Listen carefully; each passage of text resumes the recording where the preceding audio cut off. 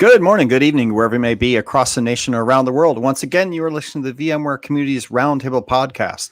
This is podcast number 547. My name is Eric Nilsson, and with me today, I have my co-host, Matt Lungeth. Today is Wednesday, March 16th, 2021. Wow, where is the time going? Matt, how you doing today? Oh, it's the 17th by my schedule, but I think who knows, right? We're still in all things COVID and all things pandemic, so maybe time travel has come about. But St. Patrick's Day here in the U.S. for all those that celebrate such events. I have my green on, but all things are well, Eric. Better than I deserve to be, as always. The weather has started to clear, but we're starting to see some more showers, some severe thunderstorms coming through here in the mid-Atlantic through the end of the week, with some severe thunderstorms actually forecast for tomorrow. So hopefully that passes through in what's supposed to be a relatively nice weekend for the middle of March. But how are you, sir? How are things out there, and what's the color of the bay? Well, I'm doing good, and this explains things. I'm experiencing Groundhog Day. I have been on March 16th now for at least a week, so we'll just keep running this way. And it is St. Patrick's Day, so I don't have any green on. I am not a kind of green monster. I have no green clothes. So there you go. It is beautiful weather here in California. At least it was yesterday. Today it looks a little stormy, so we're bouncing back and forth between summer and winter here in California. But it's looking like it's supposed to be sunny for the next several days. So I'm looking forward to that. And I'm a beekeeper, so it is bee season, and all the swarms are happening. So we've caught like 4 swarms in the last 2 days. So it's been a busy time for us out in the weather, because we're out climbing up step ladders and trees, catching those swarms and putting them in some boxes. So that's been a fun time for me here. Corey Romero. Put them in a container, maybe? Yes. And then I'm going to manage them through all of our amazing management products that we offer here at VMware. But no, I'm just going to keep them alive and try not to get stung. No pun intended. Corey Romero, how's it going out there in Utah?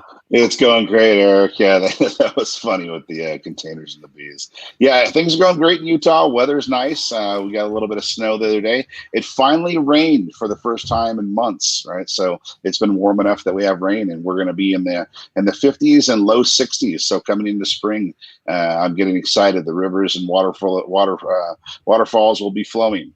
Right. Yeah, excellent. Good. All right. Well, we'll start with a little news, but before we do that, let's talk about what we're going to do on the show today. We're going to be talking to Kendrick Coleman. Kendrick's got a couple different Kubernetes sessions out there, so you can Google him and see what he's been up to. But we have him on the show today, mostly because we're getting ready for the launch, Modern Apps launch. It's going to be happening March 31st. So we would encourage everybody to go register for the March 31st Modern Apps launch, Cloud and Modern Apps. March 31st, 11 a.m. Pacific. If you're in APJ, that's going to happen April 1st, and EMEA April 1st as well, 11 a.m. and 11:30 a.m. respectively. You can go to VMware.com and register, or VMware.com app-cloud-event.html. Get yourself registered. It's going to be only an hour and a half kind of event. What we're going to be doing some announcements on what's happening with modern apps and cloud. So go register for yourself. And we've got Kenny here to come talk. Kendrick Coleman, come talk about it. Senior Technical Product Line Manager for Cloud Native. So we'll get to him in a minute. But before we do that, Corey Romero, I know you have 1 or 2 announcements on vExperts. We'll go through them, and then we'll get to Kenny. Yeah, so April 3rd, we will be announcing the vExpert Sub-Program Awards. So stay tuned to that. I'll release it on the blog on blogs.vmware.com/vExpert, as well as the vExpert Twitter handle, which is @vExpert. So last week, I was able to release additional licenses for vExperts, and those include vSphere 6 Enterprise. We've got some vExperts who are still running 6 in production, as well as their home lab, so we release that for them. HCX Enterprise, and the next 4 are really cool, which we have not released before, and I work with the BUs to get these licenses released. So we released vRealize True Visibility Suite Enterprise, NSX Advanced Load Balancer, vRealize Network Insight for 6 for SD-WAN, Telco Cloud automation. So all of those licenses, if you're a vExpert, all of those licenses should be in the vExpert portal for you. And if they are not for some reason, please ping me, please shoot me an email, and we'll get that squared away. That's awesome. I got to give VMware credit for giving 2,300 plus license packages to everybody that's out there being our advocates, right? So yes. it's a good value, and thank you, Corey, for doing all that work. I know you have to work with different BUs to get them on board with giving away licenses. It's always a challenge, especially as we're buying more products and acquiring more products and bringing them in. And I know that we're also continuing to keep raising my hand and all hands and talking to people about getting SaaS licenses as well. So no one ever addresses me when I put those questions, but every single all hands we have now, and they open up for questions, I sit there and type them in my thing. How do we get SaaS licenses to our advocates and key IT practitioner leaders in the ecosystem? And so they're hearing it from me. I'm becoming one of those pesky kind of guys now. Every time they see me, they go, "Oh, there's Eric. I know what he's going to ask." Right? There's that SaaS licensing guy. Right. Where's our SaaS licenses? Right. Exactly. So it is. Yeah. So we'll get that, but thanks for getting those licenses out. I appreciate that. I know that everybody does that as well. On escalations, I've been meaning to ask you. I know there have been a lot of escalations on the vExperts. A lot of people saying, "Hey, come look at my app again." How are you doing on that? And are we going to ever build an app that just handles those escalations in the tool itself? Yes, we will. Currently, we have switched over to fill out a form versus all the emails coming in. So the next round, hopefully, we'll have something built into the app where we can do that, where we'll get some sort of flags and some sort of announcement that there's been an appeal for that. So yeah, I've gone through all of those escalations and all of those appeals and ironed the things out. We've verified with some internal folks some of the references and other things, and we've gotten back to everybody. And I think for the most part, we have added most of the appeals that came back, right? I think a lot of them were just either misunderstandings or the information just wasn't properly validated or even in the application. So things are looking great. Everybody seems to be happy.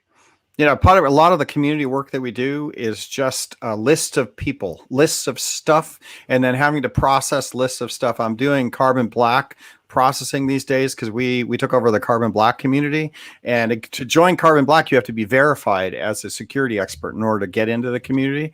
It's a lot of lists, a lot of click and processing. So appreciate all the click and processing you've been doing on the the escalations on the applications. It's just list of things you have to go through and process people and engage with them and solve their problems if you can. So appreciate that. Okay. As we are now finished with news, we don't think we have any other news that I need to know about. So we'll get to Kenny Coleman.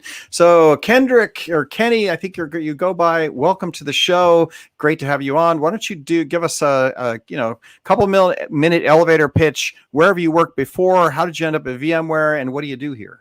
Oh, that's a long one. I like it, but thank goodness I'm not the SaaS person you have to ask licenses for. So I'll make sure that's great there.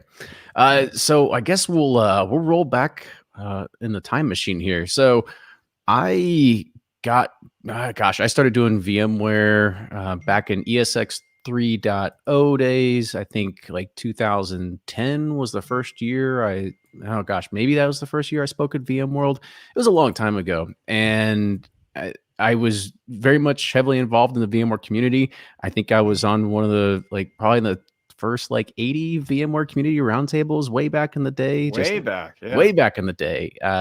So I had a great journey, a good time, and that was just really getting into the thick of just being a VI admin, just knowing vSphere in and out, and sort of making my way up the ranks, and taking one of the first VCAP data center exams that were first out. And man, I'm kind of showing my age here now, but I was very heavily involved in the VMware ecosystem for a long, long time. And then I got to the point where I had done a lot of the VCAP data center types of certifications, and really the only place to go next was VCDX. And I thought to myself, I don't really think I need to go that far. I don't really felt like it was there for my particular career path. And I just try to figure out what's next? What's the next thing I can work on?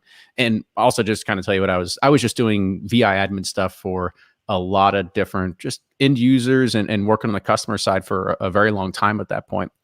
But it got to the point where I was then hired into a small company called Acadia, which was also first known as VCE, which was a joint venture between VMware, Cisco, and EMC. I And remember that. Yep. yeah, and I came in because I was very, like, again, heavily rooted into the VMware ecosystem. I knew it pretty well in and out in regards of vSphere, and that's when vCloud Director came along. I ended up authoring a chapter in the book with Scott Lowe, all on vCloud Director, and was really all in on the service provider side of things. And I was doing that for a few years and helping customers design vCloud Director environments on vBlocks and everything like that. And I think I got to the point where I said, like, yeah, I kind of need to figure out, like, what's next. What do I want to do? And there was somebody on my team that was creating a front end with Ruby on Rails to vCloud Director to kind of make a more simplified approach to a infrastructure as a service. And I had a background in programming. That's what I graduated from University of Kentucky with, of just doing a lot of, just kind of like basic coding and stuff like that. And I said, well, I can probably get back into this. And just to rewind the clocks back even further, my first job out of college was actually working at a Sprint call center, analyzing all of the calls that were dropped, that were picked. And I had to basically create a report every single morning at 10 a.m. that had to go, or at 9 a.m. that had to be on the top level manager's desk to kind of like look at all the data from the previous day. It's amazing when you think about it now, like that long ago, like we wouldn't look at data in real time. We would look at data from 24 hours ago and then try to figure out like what to do. So it's amazing how things have kind of progressed over the years. But I said, well, I want to start getting back on the programming side. So I started getting back into learning Ruby, learning Rails, and then learning Python, learning more things along the lines of like Node.js. And I threw a bunch of different programs just out there on the web. And one of them kind of had legs and had a good little life. And that caught the attention of somebody else inside of EMC at the time. And his name is Brian Gracely. He runs another podcast called The Cloudcast. And he was starting this sort of group inside of EMC that was supposed to be just about all open source. Didn't know really what we were going to do or what the charter was. We just knew at the time there had to be something for open source and how EMC was going to kind of tie into it. And so I, along with two other people, were kind of the founding members of what became EMC Code. Go through a few more years. We hired a lot more people. We ended up making a few key projects. We ended up writing the first Docker volume driver for AWS that also ended up being the first Docker volume driver for vSphere, and eventually set down the path of what we have today, which is the container storage interface that exists today inside of Kubernetes. So a lot of the spearheading was done by some of the folks that were on the team I was on. So it was a good time to be a part of that. And then that team was disassembled and we all came over to VMware.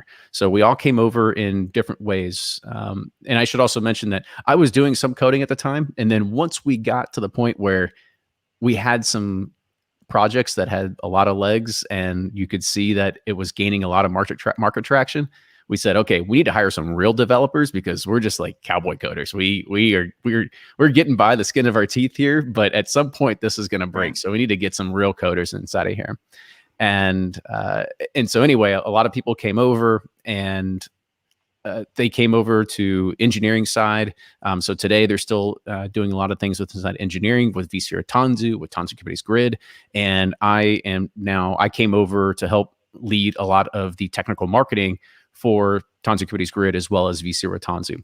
And so I've been doing that now for the past, I think, 2 years now here at VMware. So it's been fun. And I was part of the initial product launch of Tanzu Kubernetes Grid.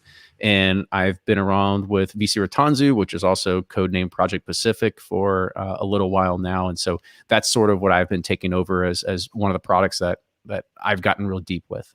Yeah, that's a great history, right? Like, I got so many things I could unpack here. We could do a whole show on just everything you just covered there, right? Which is interesting. The code piece to EMC, I remember that. But in fact, we created VMware code because we wanted to have kind of a developer community, and EMC had this really cool name called Code, right? And so we're like, oh, so we called up the EMC guys and said, could we use code as a part of that brand? And the icon they had for the code was a little kind of like swirly liney pattern, right? Exactly. So we went and grabbed that and asked permission, could we actually use that also? And so we made a slightly different one for the VMware code, and so that was cool. Then it went over to Dell, and then Dell ran code for a little while, right? It was like EMC Dell code for a bit.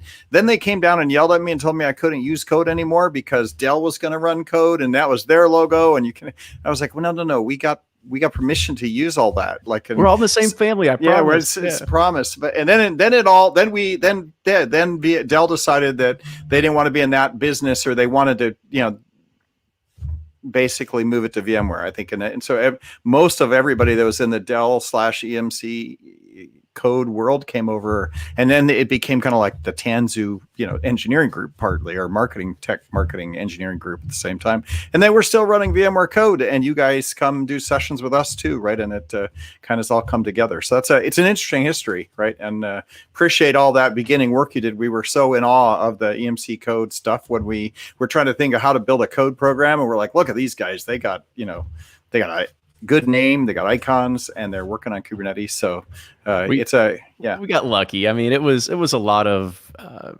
and I think that's one of the things that most people may not realize is, like, when you work in a large company, like, you've got to be careful of the toes you step on and the glass you break, and making sure that you're not playing in somebody's sandbox. And so we had, at least back with the EMC code, we had a lot of free reign to figure out, like, what does open source mean? Like, what is this going to mean to a big storage company that sells a proprietary storage devices? Like, how can you play inside of open source? And it was just kind of like luck. And just to tell you a funny story, like how it all worked, Brian Gracely looked at Clint Kitson, who now leads our Tanzu Kubernetes Grid engineering team, and said, I don't know what this Docker thing is. Just go figure it out and see if we can do anything with it. And you put Clint in, with a computer in his home for a few weeks, and like I said, a little bit later, he starts coming up, and he wrote the first Docker volume driver for AWS. And that's kind of like what spearheaded this. And we saw that there's a connection, like we can make something with storage and proprietary and open source. And that's kind of like how it all kind of culminated from there. Right. Cool. Yeah. Matt, any comments before we get into the rest of the show? Eric, I'm just mesmerized by Kenny's bourbon collection, but I'm sure that we'll get to that soon enough. But let's dive into all things K8s and go in from there. If you're listening to this on iTunes and you want to check us out, what we look like, and his bourbon collection, you can go to youtube.com/vbarbecue. BARB. I don't even know how to spell barbecue, but you can go, you can Google it, figure it out, and we'll go from there. So go check that out. We have live stream, and you can give us a like and a follow if you want. I think we have nearly 400 followers on our YouTube channel. Woohoo! Yay for us. But okay, so Kenny, we always thank you for that great introduction. We're a community podcast, community roundtable, vExperts, all that. So we like to hear the history of people, and then when we have you come back, we'll do a shorter version of that. So you've kind of got us to where we are now, which is we have Tanzu, we have vSphere 7 with Tanzu integrated. You can manage Kubernetes, vCubelets or v servlets. I forget what we call them now. Spherelets. That's it. vSpherelets. So that's good. Why don't you tell us? So we don't have to. We've talked about Kubernetes on a podcast already, so I don't think we have to do the 101 on Kubernetes. Most people are listening to this now get it, right? Go read about vSphere. How do you think it's going? Right, you're here, so we've kind of got it here now, and it was a big thing to just enable it in vSphere. What's the market acceptance? How do you think we're doing versus native Kubernetes kind of implementations? Just want to get your perspective of, like, what do you think? How are we doing when it comes to our strategy? Absolutely. And I think you definitely, like, to take a word out of your playbook here, you unpacked a lot there, because there's a lot of different ways we can look at this. I mean, you've seen a few different iterations and evolutions of what does Kubernetes mean to VMware. And, it all started off at the very beginning of just creating some sort of open source drivers that anybody that is wanting to build Kubernetes on top of virtual machines can interface with vSphere APIs. I mean, that was kind of like what really started and kickstarted this whole thing.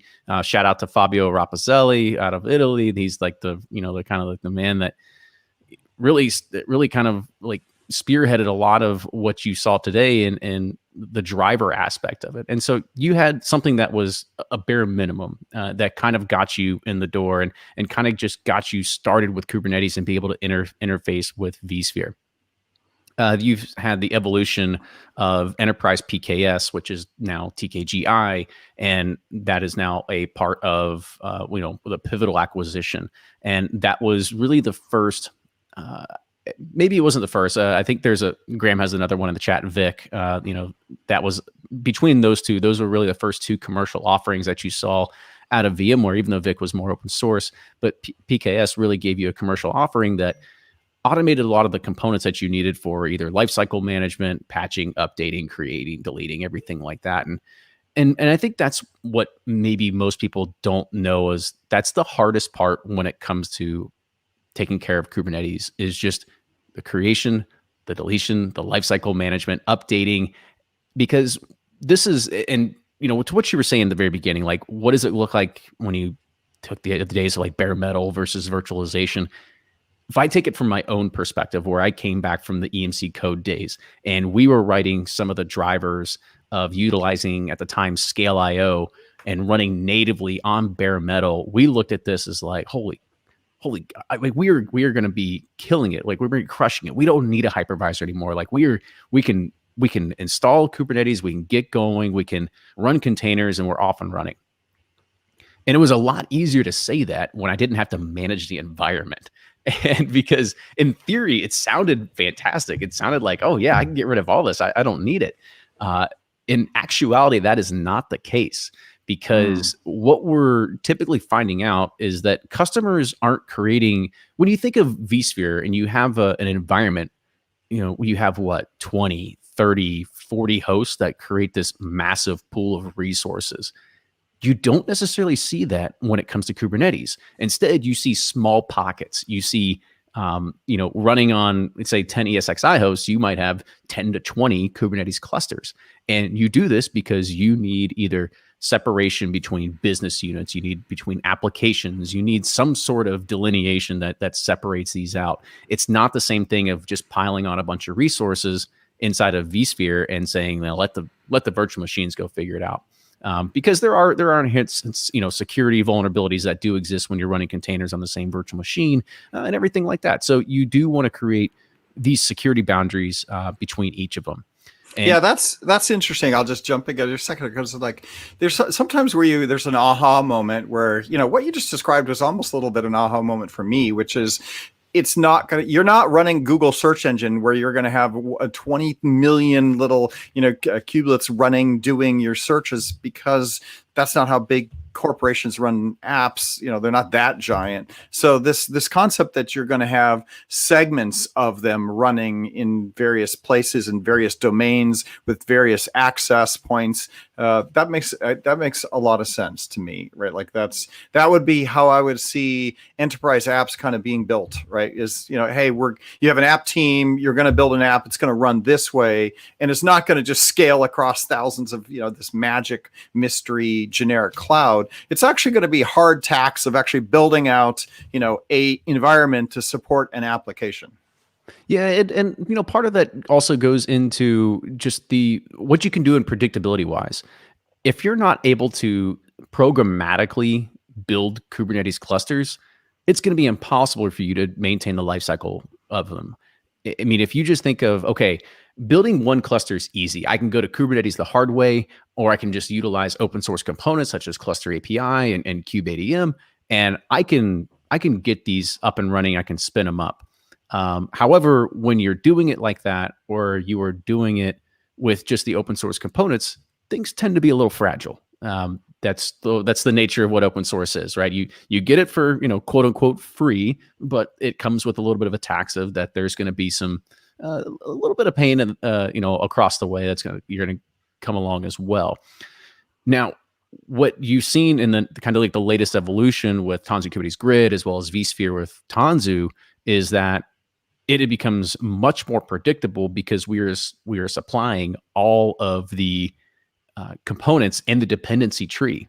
I mean, if you look at the dependency tree of just Kubernetes, when you think about core DNS, you think about CNI plugins, CSI plugins, kubeadm, and these all have version dependencies underneath of them. You're looking like a couple hundred deep of all of the software dependencies that continually just kind of keep trickling down.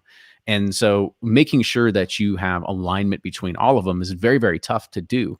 And I think that kind of just goes back to why most people look at commercial software anyways, because you expect it to work the way that you want it to work. And so that's why when you're seeing anything with Tanzu Kubernetes Grid as well as vSphere Tanzu, we rely on what are called Tanzu Kubernetes releases, which is our engineered release of Kubernetes, but it is not a fork. It is nothing that we're doing different. All it is we are verifying and signing and saying we know that these particular OVAs that we have built with upstream Kubernetes are guaranteed to work. And I'm not going to say your money back, but these are going to be they're going to have consistency and they're going to have predictability as you continue to build more clusters, scale clusters, update clusters, so on and so forth. Kenny, back to your original analogy that you had talked about with the reporting aspect from one of your first jobs that are out of college. I think of it as the developers are in this instance are the ones that are making the calls, right? They don't necessarily think about all of the cell phone tower infrastructure and everything that goes into the QoS and whatnot. They just want to consume the service. But to provide that service and to provide it well, we need to be able to report on it and have a standardized infrastructure. So I think that's speaking as we make this dramatic shift of how we're delivering this carrier grade application, to make a bad cell phone analogy, that we have to be able to report on it and report on it well and maintain the environment to certain standards. And that's why we've liked vSphere for as long as we have, right? I mean, what's the great thing vSphere allows us to do? It abstracts the hardware that's underneath of it. Yes, we can settle on a few vendors underneath of it for choosing our hardware, but vSphere at the end of the day provides us the abstraction layer that we want to make sure that we are not dealing with all the driver mishaps and everything that we've been used to with dealing with bare metal for so long. And that's one of the things that has been key to driving Kubernetes adoption is that, yes, you think you want to go bare metal to Kubernetes, you're going to run into the same exact issues of what you were doing of taking your other applications and, trying to keep them bare metal, not moving to virtualization to a virtualized infrastructure. So a lot of the same arguments really start playing hand in hand there. Yeah, there's an efficiency, so to say, by adding an additional layer where we think we're running that bare metal, that we're gaining that raw performance, but it doesn't scale. It doesn't scale out to that extra factor of reliability and what enterprises are calling and asking for. Yeah, I mean, that's the thing. I mean, we could all look at, we call the hypervisor tax of saying that, yes, you're going to pay a little bit of tax on CPU and resources and consumption. But I can guarantee you that the benefits far outweigh the cons of just having a little bit better performance just from a manageability aspect of it. Sure. So one of the things that strikes me about this whole, transition, I guess I should call it transition. It's more like application transitioning, and then the infrastructure has to kind of catch up. But in this application transitioning, if you look at Kubernetes, it was pretty much developer driven, right? I mean, a lot of this was done by the developers, and then I think cloud started to enable that as well. And obviously Google and open source. How much of this is transitioning from the developer driven technology selections to kind of IT and developers working together, or IT offering this up as Kubernetes as a service to the developers, right? Like, so do you see a transition starting to happen where originally developers were the ones who were doing it on their own? Nobody was really paying attention. You spun stuff up on AWS, and then eventually enterprise management started coming going, hey, we're spending too much money on AWS. Why? How much of this is now transitioning? Where do we think we are in that? I would say that a lot of transition is actually moving into a vendor-centric world.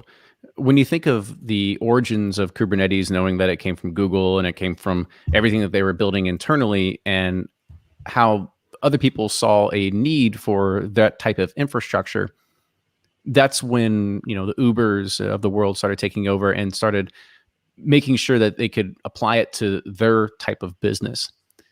Now, one of the things it's the cycle of every technology. You've got your bleeding edge consumers, and then you've got your waiting for stability type of people. And we are now getting to the point where the software is stable. Like, Kubernetes is stable now. And rewind the clocks back 2 or 3 years ago, that's a completely different story. It was the trajectory was moving so fast, the things that you needed weren't there yet. But now 99% of the things that you would need are going to be there, and everything else is either going to come or it's a feature that just hasn't been thought of yet.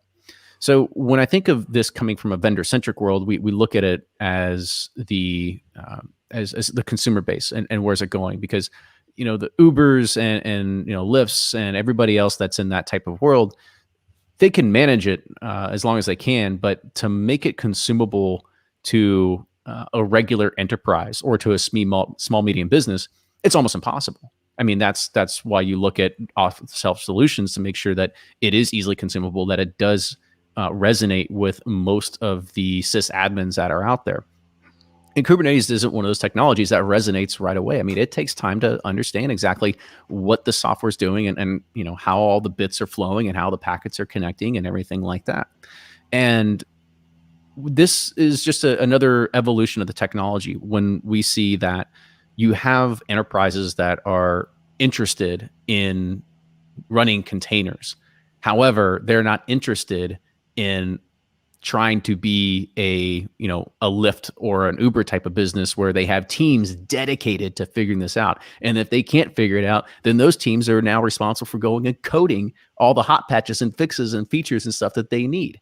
So we sort of see that transition move from the bleeding edge consumers and the ones that sort of start this wave into the point where, okay, we see this need, this sort of kind of wave in the marketplace, and how do we make this consumable for many of the enterprises, small, medium businesses that are out there? And that's where you start seeing a lot of the vendors come in, where you start seeing storage companies start building their own drivers. You see VMware start integrating into the compute sector side. You see people moving beyond just AWS and GCE, but to other clouds, DigitalOcean and places like that, because they want to now make it an easy place to be able to run Kubernetes. And so that's where we start looking at the drive of, and even go back to your original question, is like, where do we stand today? VMware is positioned in probably the best place ever to be the largest Kubernetes footprint there will ever be. And this is because anybody that's running vSphere today, you can turn on Kubernetes with as simple as a Tanzu basic license. And I think it's only, I don't know, like a couple $100 a socket or something like that. It's relatively inexpensive. And as soon as somebody sees the need to be able to run Kubernetes and you just turn it on and you get it going, like, right. When you look at the size and the footprint of vSphere, that's in almost every data center in the world, it overnight it could easily have the largest Kubernetes footprint that is out there and dwarf AWS and other clouds. Yeah, that makes sense. Yeah, that's good. And so when we talk about the conversation, if that is the case, that and as vSphere 7 propagates through the infrastructure, it becomes just a turn of a switch. IT practitioners then, I think, have to have the vocabulary and the knowledge to be able to work with the app developers to make sure that they're meeting the needs, right? By saying, hey, what I'm turning on will work for you, right? do we see those conversations starting to happen? Yeah, I mean that's kind of what we've been doing now for a few years. Is how do we make this consumable for the majority of our users out there? Because I've been in the shoes of a VI admin, and I've seen software come out and it may look intimidating at times. And so the goal is to make it as simple and as easily consumable as possible. And not to get so product centric or focused or anything like that, but I mean that's sort of what vSphere Tanzu is aimed to do. Because as a VI admin, I still own the resources, I still own the infrastructure. Right. But what I do is when I turn this on, I create what's called a vSphere namespace. With inside of that namespace, I create permissions. I set storage maximums or quotas, or what even resource consumption quotas. And from there, I can back away. I can say I'm hands off from here. I don't really care to own the Kubernetes side of it. However, the application owners, the developers, DevOps, DevSecOps, whoever it is that wants to then run Kubernetes, you kind of just hand it over to them. They have access to the resources that you've provisioned, and they can spin up clusters. They can spin up vSphere pods to whatever their upper bound limit may be. Yeah, and I guess I guess that's what I'm getting at, and I guess you're kind of answering that, which is I see this transition as the same way NSX came along, right? When NSX came along and virtual networking came along, the network administrator was a guy that lived in his own silo, wouldn't even talk to the compute and storage people, right? Because they just ran the network, and if you want to know networking, you had to file a ticket and wait 3 weeks for somebody to be assigned to your network config changes, right? That have to happen. The good old days, right? Yeah, the good old days, right? And then virtual networking came along, and all of a sudden, things started to change, right? Slowly but surely. And now everybody just assumes that SDN is the way you do things, and architecturally you roll out new networking in that paradigm. And the IT practitioner kind of got street cred to be able to deliver that networking capability, right? At least in the virtual switches and such. I guess that's the same thing that has to happen around the developer gaining trust that my IT guy can deliver Kubernetes to me, that I can rely on them, and I can trust that they're going to deliver that. And I guess as long as our IT practitioners have that ability to turn it on and then deliver, and then go back and explain to the developer, yes, we've got this, we can deliver that and get that trust, then I guess that's the way it'll go. And this is kind of where it also provides a benefit, of course, to the VI admins, but this is really where, if you look at other types of commercial offerings or even open source offerings and how it would work on top of vSphere, is you basically create an API gateway into vCenter, and you say, okay, like here's the credentials, this is how you access vCenter, and go. And there's nothing there today that says, okay, I can't spin up 500 virtual machines. Like there's nothing that's restricting you from doing that. And in a lot of these other solutions. And that is where you get the opportunity with vSphere Tanzu as a VI admin to still have control of the resources and that consumption model. Because to kind of go back to what you're saying is, when we're doing infrastructure as a service and people were spinning up stuff inside of AWS and the credit card bills came, there's nobody that was monitoring or policing it or saying that this is what you can or can't do. This is where that is kind of shifting with inside of the vSphere space. And vSphere Tanzu makes it easy to be able to still own the infrastructure as a VI admin. And this is a bottoms-up approach, but I think that there's also a top-down approach, which I think the top-down approach is really working well for VMware, which is Joe Beda goes and talks to, CIOs of companies, and they're looking at from the top down, rolling out, massive Kubernetes infrastructures. And that one's an easy win because we're in that conversation and then we can do that. It's the bottoms up ones where developers are trying to figure out how to do it, from their own, and then can our IT practitioners engage there? So yeah, interesting stuff. Yeah, I mean, you got to come up from both angles, and Joe is great. Joe and Craig McCluskey, I mean, they're great individuals. Some of the founders of Kubernetes that are at VMware now, and they have a vision of where this is going to go, and it's great to be able to see that because, as you said, yes, they can convince from an executive or a C-level and say like, this is the approach, this is how things are going to go, but it has to resonate with the people that are actually building the software.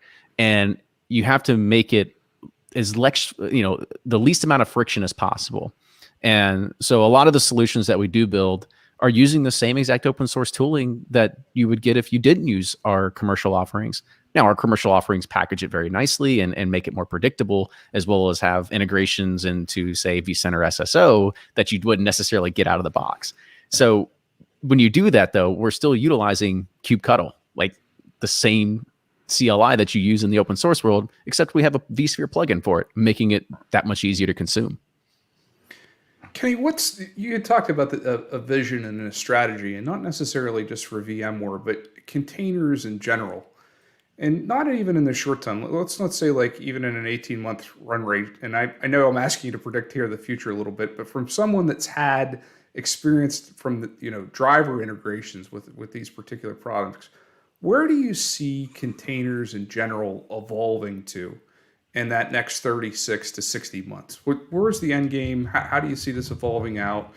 Or has there been anything particular within containers as far as that next new iteration that really has excited you that you could see absolutely being now containers, 2 or 3.0? Well, I can tell you a little bit like where people can get a little bit of an insight about where this is going to happen. So I kind of forgot to mention a little my intro as well. So I was on the Kubernetes release teams for, I think, like 1.12 through 1.16. And I was the enhancement lead, meaning that any kind of new feature, any new functionality that was going to Kubernetes, I had at least some part of knowing what was going into the release and messaging it and going to all of the SIGs or the special interest groups and making sure that it was going to land. And that really gave you an insight to see, like, this is what people are thinking, like this is what they're doing. What kind of integrations are they looking at with service mesh? What kind of integrations are they looking at with GPUs? And so today I sit and I kind of look from the outside in because I haven't been in a few cycles now.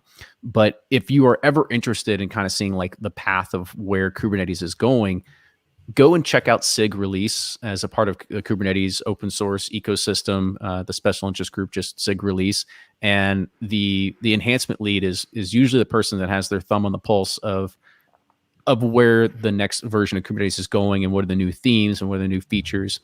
Now, to kind of give you an idea of like where do we kind of see this going in the future, beyond container 2.0, whatever it is, we're going to see more iterations. The product is now stabilized, and to the point where we were, or should I say we? When I take we as like, oh yeah, I was on the Kubernetes release team forever. But when I was on it, we were doing Kubernetes releases once every quarter. That is now going to start shifting, I believe, to once every, maybe only twice a year now. So you're starting to see more of that enterprise release cycle. Exactly. So you're starting to see the stability really come out with Kubernetes, and you're not going to see a huge change of just like new things that get pumped in every single release, because at this point you're baking in a lot of those components already.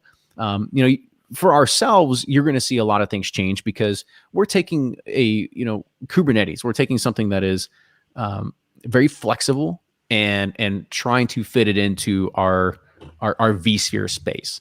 So you're going to see like different ways of like how we're going to architect high availability, how we're going to make GPU support available. There's just going to be a lot of different things that we're going to see over the next 1 to 2 years, just on how we operate Kubernetes inside of vSphere.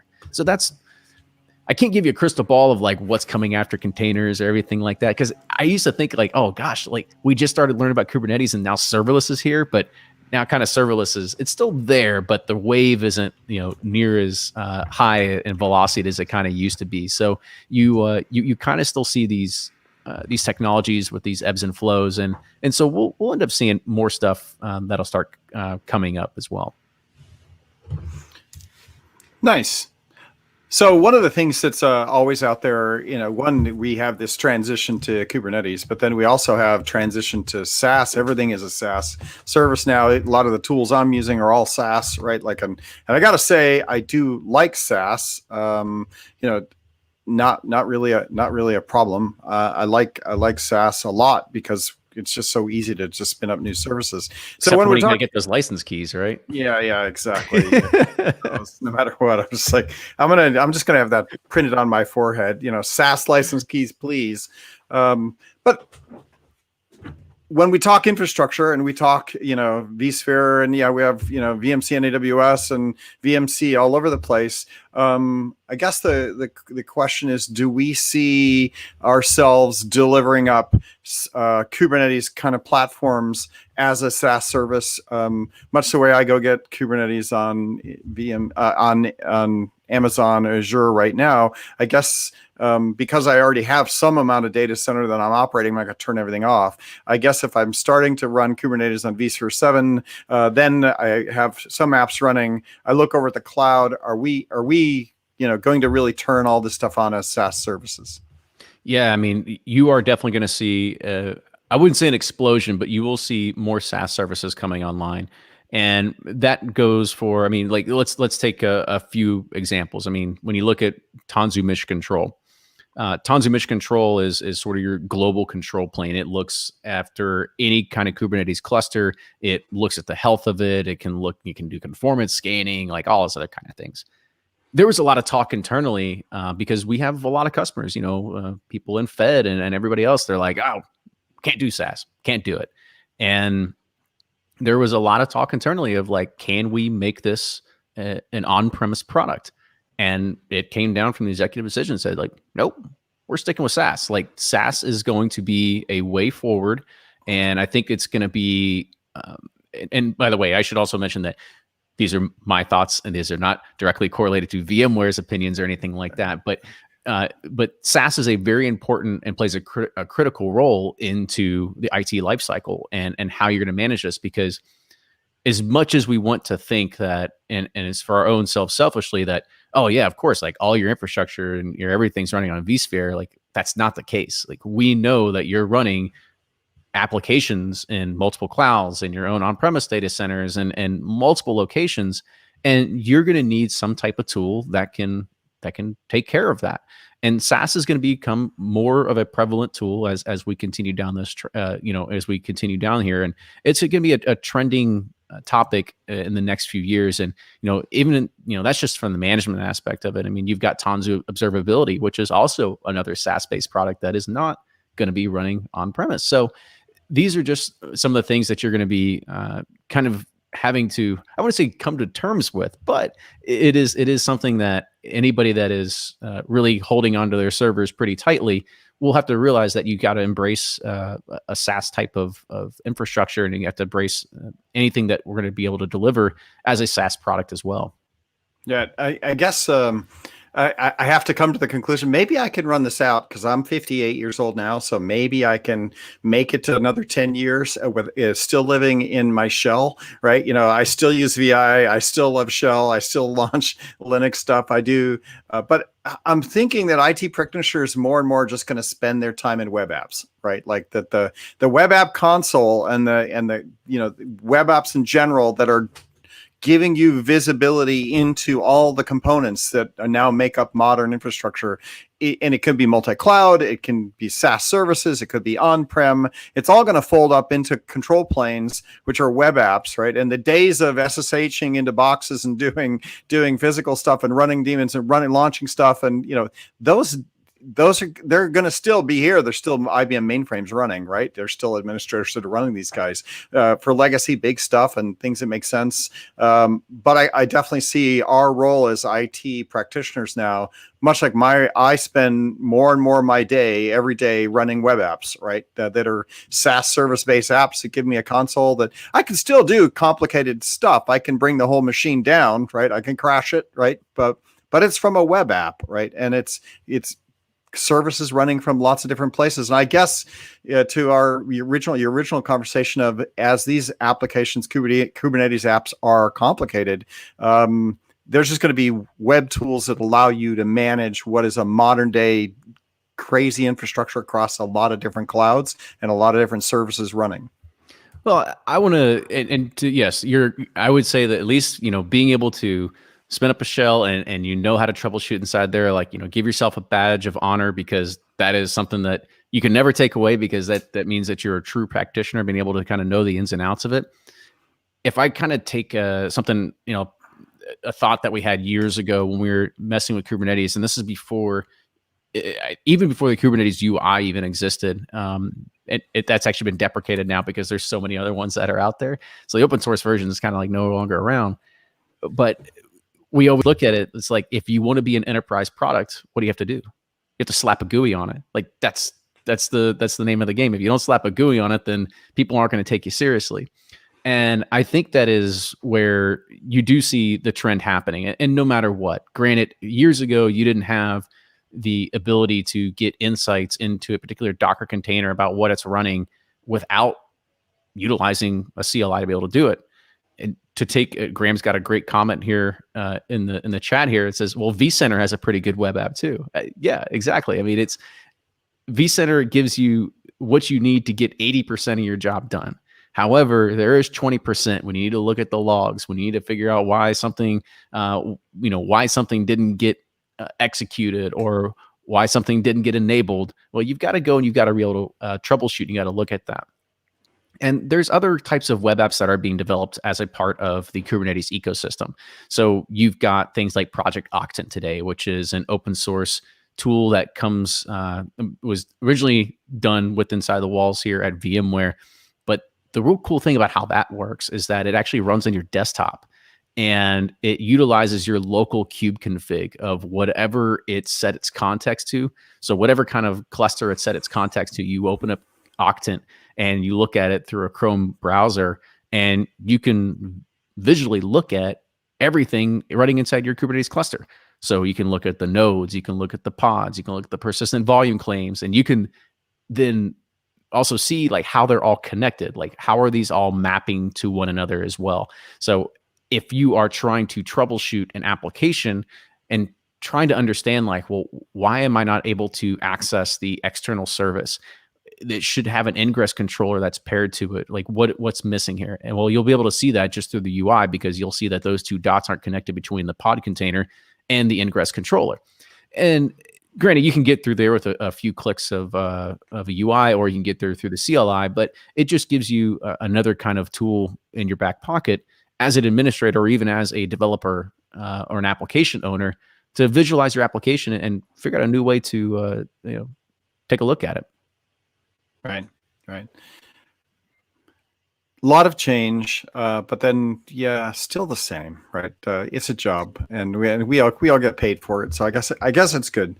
I'll give up my shell a little bit now and then, maybe, but maybe not. You have to have that sort of integrated knowledge to be able to go into a container, or go into the Kubernetes cluster, or even go into your ESXi host and start trolling logs and look at look at everything to kind of understand exactly what's happening. I think that's the only way that you become really a master of your craft, is knowing the actual technology. It's a lot easier to say that you know vSphere than it is to say like, oh yeah, I've utilized custom ESXi profiles and ISO profiles, and developed and deployed it all on my own too. Yep. All right. So we're coming up to the top of the hour, and we usually like to have a conversation about where are you going for the rest of the year, right? We're in 2021. Everybody's getting their vaccine pretty soon.